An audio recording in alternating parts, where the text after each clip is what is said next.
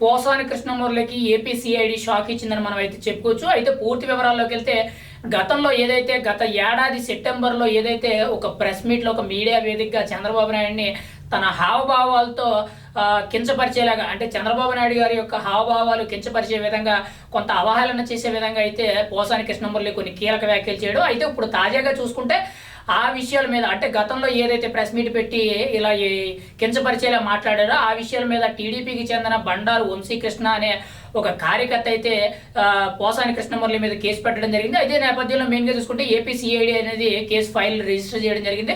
ఖచ్చితంగా AP CID అనేది మరి ఖచ్చితంగా ఎదరకు వెళ్ళి ఈ కేసుని పూర్తి స్థాయిలో దర్యాప్తు చేసి నిజ నిరూపణలో ఖచ్చితంగా తీసినట్లయితే మాత్రం దాదాపుగా 3 ఏళ్లకు పైగా శిక్ష పడే అవకాశం ఉండేటట్లు తెలుస్తుంది. అయితే ఇక్కడ చూసుకుంటే గత 5 ఏళ్లలో చూసుకుంటే పోసాని కృష్ణమురళి దాదాపుగా పవన్ కళ్యాణ్ కానీ ఇటు చంద్రబాబు నాయుడు నారా లోకేష్ వీళ్ళ ముగ్గురు మీద కూడా చాలా తీవ్ర స్థాయిలో విరుచుకుపడ్డారని మనం అయితే చెప్పుకోవచ్చు. అయితే ఈ నేపథ్యంలో ఇప్పటికే దాదాపుగా ఏపీలో దాదాపుగా 20 పోలీస్ స్టేషన్లో పైగా 50కి పైగా పోలీస్ కేసులు అనేవి నమోదైనట్లు కొంత సమాచారం అయితే ఉంది. అయితే ఈ నేపథ్యంలో ఏకంగా ఏపీ ప్రభుత్వానికి సంబంధించిన సిఐడి అనేది రంగంలో దిగడం, పోసాని మీద కొత్తగా కేసు అనేది రిజిస్టర్ చేయడం, పైగా ఇక్కడ సెక్షన్లు కూడా చూసుకుంటే బిఎన్ఎస్ 111, 353, 299, 341 ఇలా పలు సెక్షన్ల కింద ఆయన మీద అయితే కేసు పెట్టడం జరిగింది. ఖచ్చితంగా నిజాలు అనేవి మాత్రం నిరూపణ అయితే ఖచ్చితంగా 3 ఏళ్ల పాటు జైలు శిక్ష పడే అవకాశం ఉంది అనేటట్లు మనకి సమాచారం అయితే తెలుస్తుంది.